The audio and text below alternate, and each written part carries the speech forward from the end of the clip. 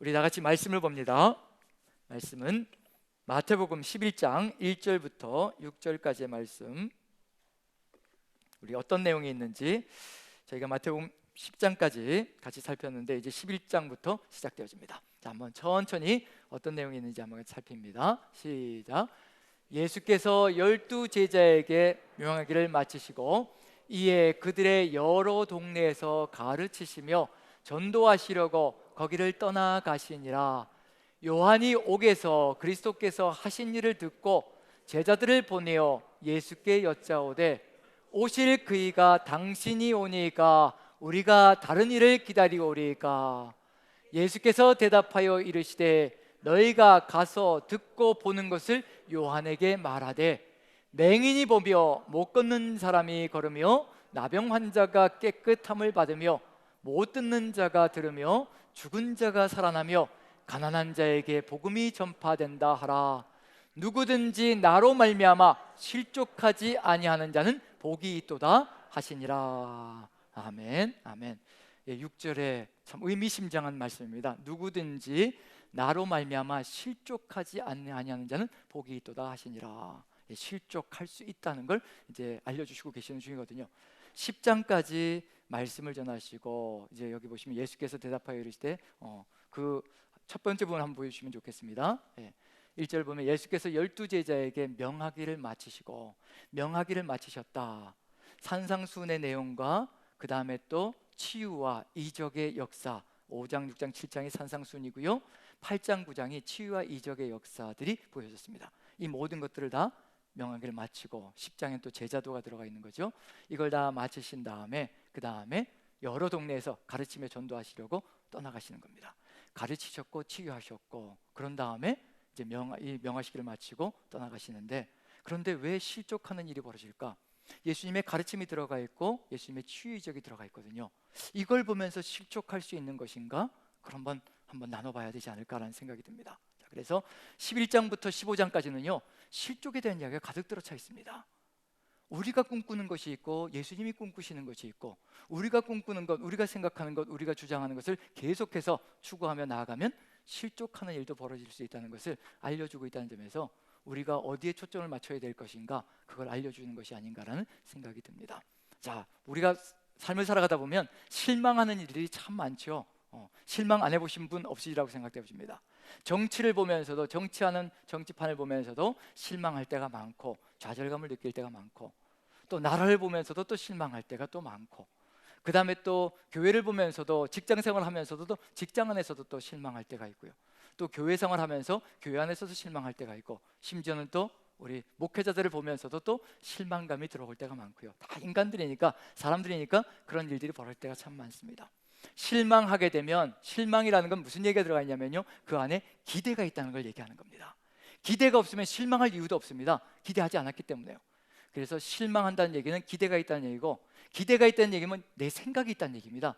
내가 생각하는 것이 있는데 지금 현실에 보여지는 것과 비교해 보니까 이게 전혀 매치가 안 되니까 이제 실망감이 들어오고, 그 실망이 깊어지면 또 상처가 되죠. 상처가 깊어지면 이제 실족하는 일이 벌어집니다. 그래서 여기도 실족이라는 단어가 들어가 있는데, 이 실족하다라는 헬라어 단어가 이게 의미심장하게 우리가 들어본 단어일 거예요. 영어로 굉장히 많이 들어봤거든요. 스칸달리조라는 단어입니다. 헬라어로 스칸달리조, 실족하다, 스칸달리조. 어떤 단어가 생각나시나요? 연예인들에게 혹은 또 유명인들에게 벌어지는 일들이 있죠. 뭐라고 얘기하죠? 스캔들이라고 해요. 거기 이 스칸달리조에서 나온 단어가 스캔들입니다. 스캔들도 역시 걸려 넘어지는 것, 그리고 무너지는 것, 실족하는 것. 이게 스캔들이 걸리면 이제 무너지는 거죠. 실족하는 거죠. 다 쓰러지는 겁니다. 그동안의 명성이 한꺼번에 와르르 무너지는 일들이 벌어지거든요.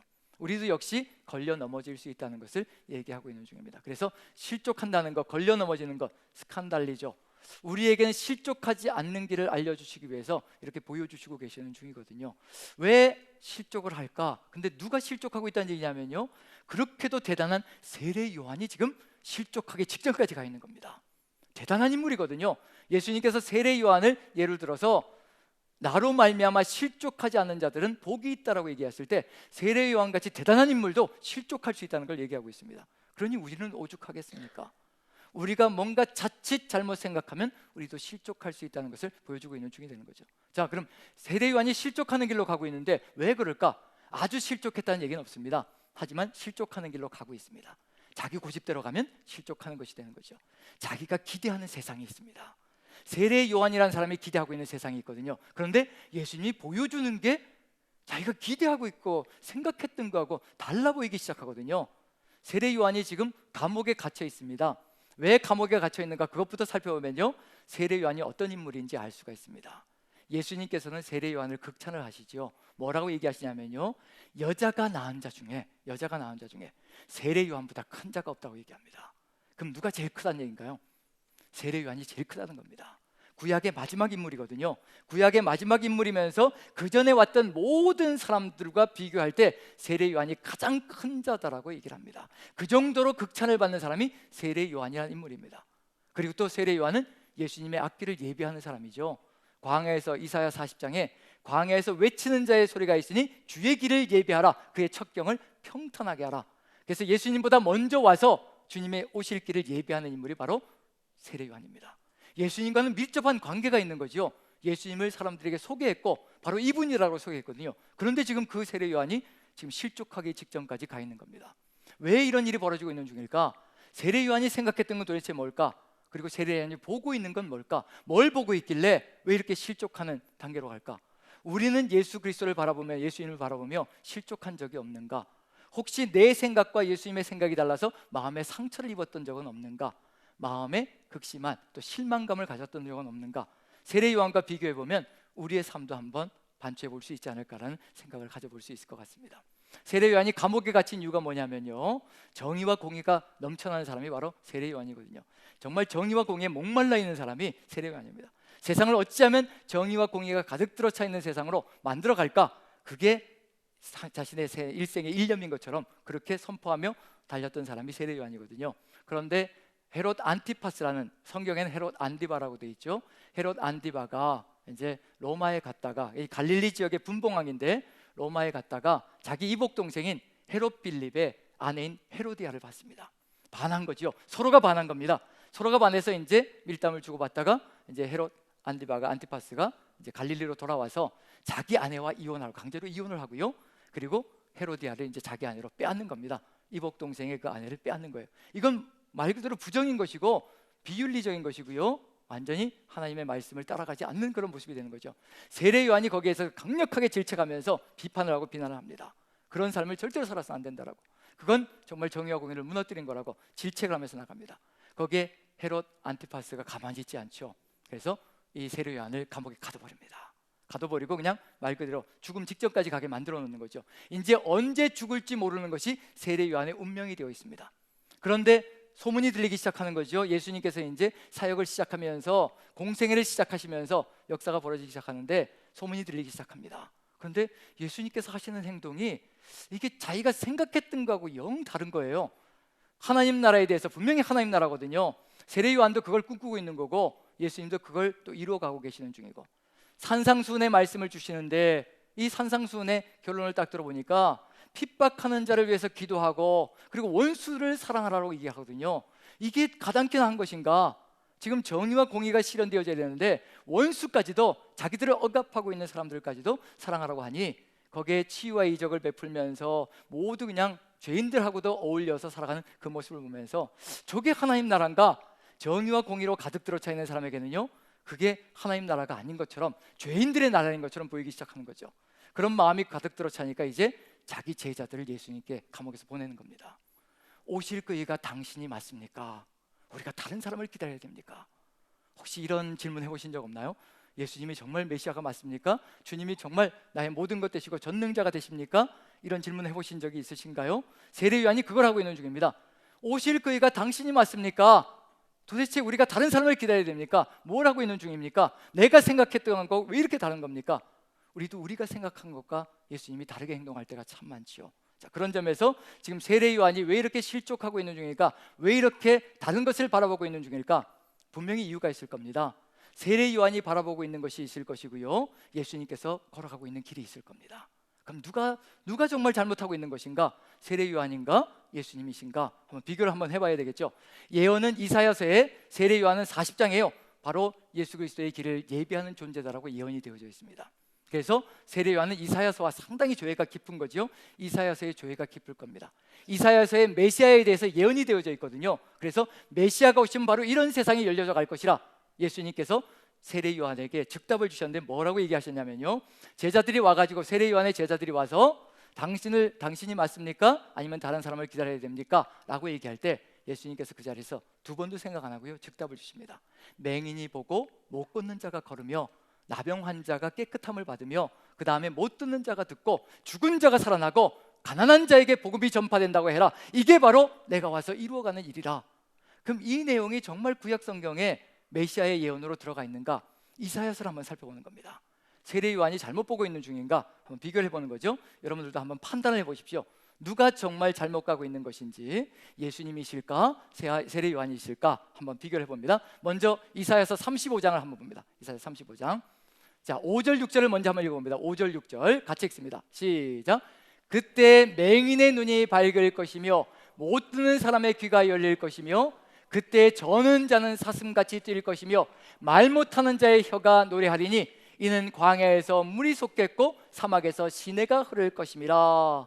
메시아의 시대가 되면 바로 그분이 오시면 이와 같이 맹인이 눈을 뜨는 것부터 시작하는 겁니다. 맹인이 눈을 뜨고 귀머거리가 못 듣는 사람이 들을 것이며 저는 자 못 걷는 자가 사슴같이 뛸 것이며 말 못하는 자의 혀도 풀려서 말을 하게 될 것이고 광야에 물이 솟겠고 사막에 시내가 솟을 것이라. 바로 광야같이 메말라버리는 죄 가운데 거하고 있던 우리 인생에 배에서 생수의 강이 솟구쳐 올라오는 놀라운 역사가 펼쳐질 것이라. 성령의 시대가 이루어질 것이라. 그런 역사가 지금 보여주고 있는 중입니다. 자, 지금 예수님께서 세례 요한에게 얘기하라고 한 것이 맞나요? 틀리나요? 맞죠? 예수님이 하시고 있는 일이 맞는 거죠. 근데 왜 세례 요한은 여기에 대해서 실족할 단계까지 갈까? 맞습니까? 아닙니까? 질문하는 일이 벌어질까? 무엇이 앞서가고 있기 때문이냐면요, 3, 4절이 앞서갑니다. 그럼 3, 4절을 보시면서 여기에 우리 마음을 흡족하게 하는 단어가 어떤 것인지 한번 찾아보시면 좋겠습니다. 우리를 만족시키는 단어가 있습니다. 세례 요한은 여기에 꽂혀 있는 거거든요. 그게 우리도 꽂혀 있는 것인지 한번 살펴봅니다. 같이 한번 3, 4절 같이 읽습니다. 시작. 너희는 약한 손을 강하게 하며 떨리는 무릎을 굳게 하며 겁내는 자들에게 이르기를 굳세어라. 두려워하지 말라. 보라, 너희 하나님이 오사 보복하시며 갚아주실 것이라. 하나님이 오사 너희를 구하시리라 하라. 자, 어떤 단어가 팍 가슴에 와닿나요? 보복. 너무 좋죠. 너무 좋죠. 악한 것들, 내 눈에 가시 같은 것들, 나한테 상처 주었던 것들, 나를 힘들게 만들었던 모든 것들을 싹 쓸어버리시고 그 다음에 나를 치료해 주시면서 하나님 나라를 아름답게 이루어 가신다. 이게 요한이 본 하나님의 계시이고 하나님의 예언이라는 얘기거든요. 이사야서에 뭐가 예언된, 예수님께서 하신 일이 예언되어져 있습니다. 하시는 일들이 다 예언되어져 있거든요. 근데 순서가 어떻게 될 것인가를 보라는 얘기입니다. 먼저 뭐부터 하냐면요, 악인들에게 심판이 쏟아져 들어간다는 겁니다. 악인들을 제거해버리고 하나님께서 보복해 주시고 다 심판해버리시고 악인들을 다 제거해버리고 그 다음에 의로운 자들을 남기셔서 치료해 주시고 회복해 주시며 생수의 강이 흐르게 만들어가는 역사, 하나님 나라가 이루어가게 만드는 것을 얘기하고 있는 중입니다. 그런데 예수님이 오셔서 뭐를 안 하시느냐면요, 보복을 안 하시는 거예요. 복수를 안 하시는 겁니다. 심판과 징계를 안 내리시는 겁니다. 악인들에게 심판을 선포하시고 악인들을 내리치셔야 되는데 그 악인들까지 끌어안고 가시고 계시는 중이거든요. 죄인들과 어울려가지고 포도주를 마시며 잔치를 벌이고 계시는 중입니다. 자, 여기서 한번 생각해 보시죠. 세례 요한이 옳은가요? 예수님이 옳으신가요? 세례 요한이 옳다라고 얘기하지 마십시오. 그러면 또 성경을 막 뒤바꿔야 되니까 저도 복잡해집니다. 그렇게 되면. 자, 여기서 그럼 누가 옳은 것처럼 보이나요? 그럼 어떻게 보이시나요? 누가 옳은 것처럼 보이나요? 세례 요한의 주장이 옳은 것처럼 예수님이 보복 안 하시고 심판도 안 하시고 징계도 안 하시고 그냥 좋은 게 좋은 거다, 둥글둥글. 우리도 그럴 때가 있잖아요. 왜냐하면 누군가에게 비난과 비판하는 말을 쏟아부으면 서로 상처가 되고 힘드니까 그냥 좋은 게 좋은 거다, 편안하게 괜찮아요 괜찮아요 하면서 갈 수가 있잖아요. 정말 예수님이 그렇게 지금 하고 있는 중인가? 절대 아니란 얘기거든요. 근데 세례 요한은 그 보복이라는 단어가 가슴속에 가득히 들어차 있습니다. 먼저 악인들을 제거하는 겁니다. 그 다음에 두 번째로 이사야서 61장도 봅니다. 누가복음 4장에 예수님께서 인용하신 거거든요. 주의 성령이 내게 임하셨으니 내게 기름을 부으사, 그 내용이 들어가 있거든요. 근데 예수님은 늘 빼는 게 있어요.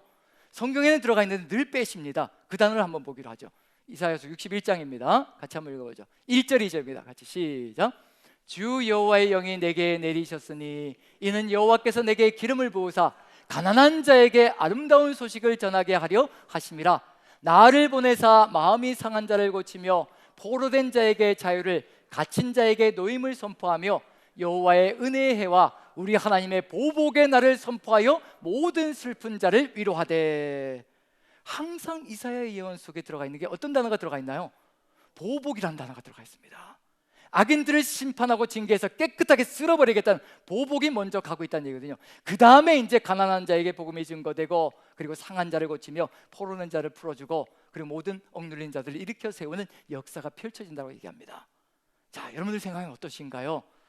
제 마음속에도 뭐가 먼저 일어나길 간절히 소망하는 마음이 있냐면요, 하나님의 복수가 먼저 일어나고 심판이 단행이 되어지고, 그 다음에 하나님 나라가 아름답게 회복되어지는 역사. 자, 그걸 우리도 기대할 때가 있거든요. 왜냐하면 삶을 살아가다 보면 나를 힘겹게 하는 사람들이 너무 많잖아요. 세상 속에서도 그렇고 직장 속에서도 그렇고, 때로는 교회 안에서도 나를 힘겹게 하는 사람들이 있습니다. 저 사람은 왜 교회에 나와 있을까? 왜 저렇게 살면서 교회에 나와 있을까? 오히려 덕이 안 되고 오히려 교회를 더 이상한 길로 가게 만드는데 왜 교회에 나와서 저렇게 덕이 안 되는 삶을 살아갈까? 내 다음 주부터는 안 나왔으면 좋겠다, 이런 생각을 하기도 하거든요. 왜 내 사랑방에는 또 저 사람이 들어와가지고 왜 또 이렇게 겨우 피했는데 이번에 재편된다고 해가지고 더 큰 기대를 가지고 있었는데 왜 또 저 사람이 들어와가지고 내가 또 사랑방을 안 나가게 만들려고 이렇게 나를 시험에 빠지게 만들어주시나, 이런 이야기들이 비일비재하게 들어올 수가 있거든요. 하나님이 하시는 일들입니다. 인간이 하는 일이 아니고요, 하나님이 하시는 일들입니다.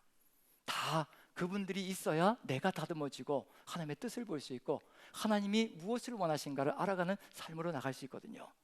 만약에 지금 한번 생각해 보십시오. 여기에서 이 벌어지는 일들, 만약에 이 예언되어진 말씀처럼 보복이, 심판이 먼저 단행되어진다고 생각해 보십시오. 하나님 나라가 이루어지기 전에, 우리의 회복의 역사가 이루어지기 전에 먼저 악인들을 심판한다고 생각해 보십시오. 누가 먼저 제일 먼저 그 칼날에 죽음으로 끝나버리고 말 것인가? 나부터입니다. 나부터요. 여기 목회자라고 목사라고 큰 소리 치고 있는 저부터 단칼에 목이 날아갈 겁니다. 많이 준 자에게는 많이 구할 것이라. 하나님께서 많은 것을 보여주셨거든요. 많은 것을 보여주시니 당연히 많은 것을 구하시겠지요. 그러니 가장 먼저 칼날이 되어질 게 누구일 것인가? 목회자들에게 가장 먼저 심판의 칼날이 들어갈 겁니다. 그 다음에 누구일까요? 장로님들이고 권사님들이고 안수집사님들이고. 걱정 마십시오. 성도님들은 맨 마지막에 갈 테니까 아무 염려하지 마십시오. 내 차례까지 원래 마신 거였구나. 내가 장로님들이 쓰러지는 거 보면서 내가 기다리면 되겠구나. 자, 목회자 먼저 쓰러지고요, 그 다음에 직분자들, 중직들부터 같이 쓰러질 겁니다. 이 세상에 죄가 없는 존재가 어디 있겠습니까? 이 세상에 의롭다라고 주장할 수 있는 존재, 자신의 힘으로 의롭다라고 고집을 피우며 나갈 수 있는 존재가 어디 있겠습니까? 세례 요한이 못 보고 있는 게 도대체 뭘까? 하나님의 징계와 심판이 시작되면요, 자기부터 죽는다는 것, 감옥에서 끄집어내는 게 아니라 감옥에서 단칼에 죽는 것부터 시작하는 것이 바로 하나님의 심판의 역사일 겁니다. 지금 우리가 보지 못하는 것, 우리는 한 가지만 보려고 하거든요. 성경 속에서 내가 원하는 것만 뽑아가지고 하나님의 입맛에 만든 것이 아니라 내 입맛에 맞추어서 살아가려고 할 때가 참 많습니다. 그러면 실망하고 실족합니다. 성경은 전체를 통해서 봐야 합니다. 전체 속에서 하나님께서 어떤 말씀을 하고 계신가? 내가 원하는 것만 뽑으면요, 내가 원하는 하나님을 하나 만들어 놓는 겁니다. 그걸 프레임이라고 얘기합니다. 내가 원하는 틀에 하나님을 가둬서 이 하나님이 바로 내가 원하는 하나님이다. 그건 나의 하나님이지 우리 모두의 하나님은 아닙니다. 주기도문을 가르쳐 주시잖아요. 하늘에 계신 우리 아버지여라고 기도하라고 얘기하십니다. 하늘에 계신 내 아버지가 아니라 하늘에 계신 우리 아버지라고 기도하라고 명령하십니다. 우리의 아버지이십니다. 나만의 아버지가 아니고요, 이 세상 인류의 아버지가 되시는 겁니다. 나만을 위해서 십자가 지신 것이 아니고요, 이 세상 모든 인류를 위해서 십자가를 지신 겁니다. 우리에게 그 마음이 들어온다면 달라질 수 있을 겁니다. 근데 세례 요한이 못 보는 것이 있습니다. 뭐가 안 보이냐면요, 하나님께서 원하시고 뜻하시는 것이 뭔지 보이지 않습니다. 구약시대의 끝자락이거든요. 구약시대의 끝자락에는 구약적인 개념을 가지고, 구약의 심판 개념을 가지고 살아가고 있는 중입니다. 그러다 보니까 선포할 때도 한번 세례 요한의 선포를 한번 읽어볼 겁니다. 읽어보시면요, 거기에 들어가 있는 것이 뭔지, 십자가 사랑을 경험해 보지 못했거든요. 주님의 십자가의 은혜를 경험하지 못했습니다. 십자가 은혜가 있기 전에 죽은 구약의 마지막 인물이거든요. 그렇기 때문에 그 십자가가 어떤 역사를 일으키는지 체험하지 못했습니다. 그 십자가의 사랑을 보느니 심판받게는, 정의와 공의를 이루기 위해서는 이 세상의 심판을 받아야 될 것이고 모든 악인들이 살아야 된다는 그런 생각 밖으로 가득히 들어차 있는 겁니다. 그래서 세례 요한의 선포를 보시면요, 뭐가 없는지 한번 보십시오. 마태복음 3장입니다. 한번 같이 읽어보죠. 마태복음 3장 7절과 10절부터 12절 같이 한번 천천히 읽어봅니다. 시작. 요한이 많은 바리새인들과 사두개인들이 세례 베푸는 대로 오는 것을 보고 이르되, 독사의 자식들아, 누가 너희를 가리켜 임박한 진노를 피하라 하더냐.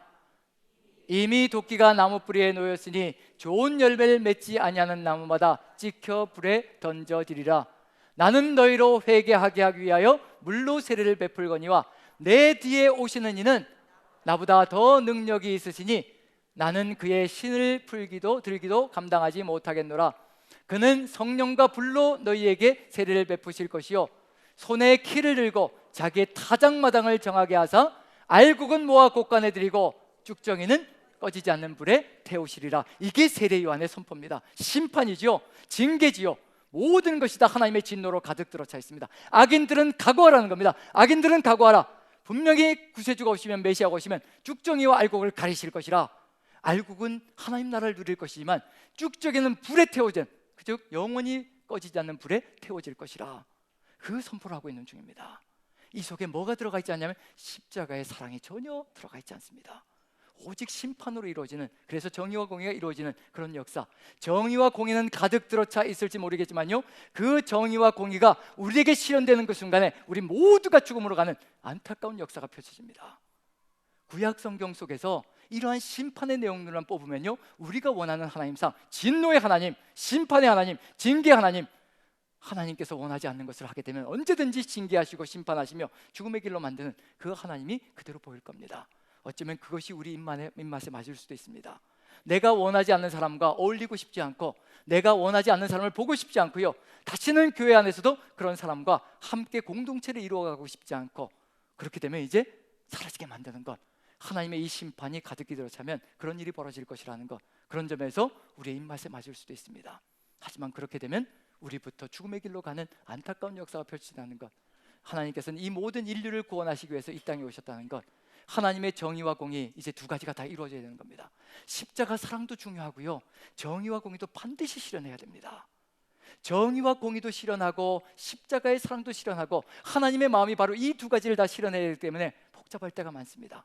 우리도 그렇거든요. 정의와 공의도 무시해서는 안 됩니다. 세상 법도 지켜야 되고 하나님의 법도 지켜야 되고 정의와 공의도 지켜야 합니다. 그렇다고 해서 무시할 수가 없고요, 그렇다고 또 사랑을 버릴 수도 없습니다. 사랑을 택하자니 정의와 공의가 물러가는 것 같고, 정의와 공의를 실현시키자고 하니 또 사랑이 물러가는 것 같고, 이 두 가지를 어떻게 완성시켜 가실 것인가, 그게 바로 우리 주님께서 이 땅에 오셔서 하시는 겁니다. 세례 요한이 못 보고 있는 게 그거거든요. 예수님께서 어떻게 하실 것인가, 정의와 공의, 심판도 이루어 가셔야 됩니다. 그래서 어떻게 하시나요? 십자가로 가시는 이유가 바로 그겁니다. 우리가 저지른 모든 죄, 우리가 저지른 모든 부정들, 우리가 저지른 모든 잘못되어진 것들, 모든 죄를 누가 다 가져가시는, 바로 예수 그리스도께서 십자가에서 다 가져가시는 겁니다. 내가 하나님의 보복을 당할 것이라, 내가 하나님의 보응을 받을 것이라, 너희들 모두를 위하여, 지금 그 모든 죄를 위하여 내가 그 모든 보응과 모든 보복을 십자가에서 다 받을 것이라. 십자가가 바로 그런 겁니다. 우리가 저지른 모든 죄를요, 주님께서 다 받으시는 겁니다. 그래서 정의와 공의가 십자가 위에서 실현되어지는 겁니다. 정의와 공의를 절대 버리시는 분이 아니고요, 그 정의와 공의를 자신의 몸에다 실현시켜서 자신이 모든 고통을 다 당하시고 모든 심판을 다 당하시고 우리를 사랑으로 품어가시는, 그것이 바로 십자가 상황이라는 겁니다. 세례 요한이 보지 못한 게 있죠. 35장과 61장에 보복은 보았거든요, 심판은 보았거든요. 그런데 그 보복과 심판을 어떻게 하실 것인가, 하나님께서 마침내 이 땅에 오셔서 어떻게 이루어갈 것인가, 우리가 너무나 잘 아는 내용이 있습니다.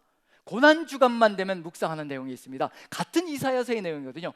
고난주간만 되면 묵상하는 내용, 바로 고난받는 종의 이야기, 이사야서 53장입니다. 이사야서 53장에는요 하나님께서 어떻게 자신에게 보복을 감행하실 것이며 실현시키실 것이며 어떻게 심판을 자신이 받으실 것인가 이미 다 알려주셨습니다. 그 두 가지가 조합되신 분이 바로 우리 구주 예수 그리스도이시거든요. 자, 이사야서 53장을 한번 봅니다. 53장 같이 한번 천천히 읽어보죠. 1절과 4절부터 6절까지 한번 천천히 읽어봅니다. 시작. 우리가 전한 것을 누가 믿었느냐? 여호와의 팔이 누구에게 나타났느냐? 그는 실로 우리의 질고를 지고 우리의 슬픔을 당하였거늘 우리는 생각하기를 그는 징벌을 받아 하나님께 맞으며 고난을 당한다 하였노라. 그가 찔림은 우리의 허물 때문이요 그가 상함은 우리의 죄악 때문이라. 그가 징계를 받음으로 우리는 평화를 누리고 그가 채찍에 맞음으로 우리는 나음을 받았도다. 우리는 다 양 같아서 그렇게 행하여 각기 제 길로 갔거늘 여호와께서는 우리의 모두의 죄악을 그에게 담당시키셨도다. 하나님께서 이 땅에 오셔서 우리의 모든 죄악을 다 짊어지시고 모든 심판과 고통을 다 겪으시며 우리의 죄를 사해 주시는 겁니다. 정의와 공의를 버리신 것이 아니라 자기에게 다 가져가신 겁니다. 그리고 우리에게 부탁하십니다. 자기 십자가를 지고 나를 따르라라고 말씀해 주시는 겁니다. 우리 주변에도 우리를 아프게 하고 힘겹게 하고 정의와 공의가 반드시 필요한 사람들이 우리 주변에도 있습니다. 우리가 가져가야 될 자기 십자가를 지는 것이 도대체 무엇일까? 우리가 바로 주님께서 모든 보복을 본인이 다 당하셨던 것처럼 우리도 자기 십자가를 짓는다는 건 무슨 얘기냐면요 우리에게 상처 주고 해코지하고 고통을 당하는 사람들, 그 사람들의 모든 그것들을 우리가 다 받고 내 잘못으로 인하여 저 사람이 저렇게 된 것이며 내가 저 사람을 제대로 이끌지 못해서 내가 저 사람을 위해서 더 기도하지 못해서 내가 저분을 위해서 더 품고 사랑하지 못해서 이러한 길로 가는 것이라 마음에 새기며 우리가 십자가를 지며 더 오래 참고 더 온유하고 더 무례히 행치 않고 나아가는 그 사랑으로 나아간다면 우리 안에 하나님의 정의와 공의가 실현되어지며 하나님의 뜻이 이루어지며 그 십자가 사랑으로 우리가 하나로 연합되어지는 놀라운 역사가 펼쳐질 겁니다. 하나님의 말씀 속에서 우리가 원하는 구절들만 뽑으면 얼마든지 우리가 원하는 하나님을 만들어갈 수가 있습니다. 그렇게 되면 우리는 언제든지 실족할 수가 있고요 실망할 수가 있고 상처를 받을 수가 있습니다. 하나님의 말씀 속에 우리 주님께서 걸어가시는 그 길, 십자가의 그 길이 무엇인가 우리가 가슴에 새기며 그 십자가의 사랑, 우리를 위해서 생명까지 내어주신 그 십자가의 사랑을 우리가 가슴에 새긴다면 우리 주변에 사랑하지 못할 사람들이 없습니다. 우리가 그걸 받았거든요. 그 십자가의 사랑으로 용서를 받았습니다. 우리가 그 사랑을 마음에 품는다면 우리도 용서하지 못할 사람이 없고 이해하지 못할 사람이 없습니다. 사랑방 안에서, 교구 안에서, 그리고 우리 남산교회 안에서, 그리고 직장 안에서, 그리고 우리가 살아가는 모든 삶의 정황 속에서 이제 다음 주에 명절이 되면 정말 눈의 가시 같은 시누이도 만나야 되고요 그리고 또 친지들을 만나야 합니다. 이 말 한마디로 왜 이렇게 사람을 훑어내는지 보기도 싫고 만나기도 싫지만 또 하나님께서 만나게 해주실 겁니다. 그 사람들을 품고 나가는 것이 자기 십자가를 지고 하나님의 뜻을 이루어가는 아름다운 세상, 천국을 이루어가는 것이라는 것을 마음에 새기며 하나님의 십자가 그 사랑, 오늘 시온찬양대가 아름답게 찬양해 주셨습니다. 그 사랑 잊지 않게, 그 은혜 잊지 않게 우리가 만들어주시면 우리가 이러한 사랑으로 우리 남산교회를 하나 되게 만들고 또 우리 직장 속에서 또 우리가 살아가는 모든 삶의 상황들 속에서 연합으로 나아가는 귀한 공동체가 될 줄로 믿고 저와 여러분들 오직 주님의 그 은혜 잊지 않고 살아가는 삶이 되기를 축원드립니다. 우리 같이 한번 기도하는 시간 갖겠습니다. 하나님의 사랑을 기억나게 도와주시옵소서. 십자가 은혜를 기억하게 도와주시옵소서. 설명절이 다가오는 이 시점에 정말 친지들을 만나 사랑을 나눌 수 있게 오직 십자가의 사랑으로 사랑하며 나아갈 수 있게 도와주십시오. 그리고 그 사랑으로 품고 나아가며 정말 녹여서 하나님의 사랑 가운데 하나 될 수 있게 하여 주시옵소서. 그 십자가의 은혜와 사랑, 그 깊고 넓은 사랑 우리가 가슴 깊이 누리게 도와주시옵소서. 다 같이 기도합니다. 기도하겠습니다. 사랑의 하나님, 우리의 삶 속에서 주님의 십자가 그 사랑 아버지 더 깊이 누리게 도와주시옵소서. 죄인도 원수도 아버지 친구가 되는 그 십자가 그 사랑 우리에게 가득히 채워주시어서 오직 그 은혜로 우리의 삶을 살아갈 수 있게 도와주시옵소서. 2023년이 하나님의 은혜 가운데 그 길들을 걸어가기에 부족함이 없도록 주께서 함께 하시고 주의 그 사랑 가운데서 오직 하나님의 그 뜻을 이루어가기에 부족함이 없게 하나님께서 함께 하시고 역사하여 주시옵소서. 이 모든 말씀 우리 구주 예수 그리스도 귀하신 은 받들어 감사드리며 기도합나이다.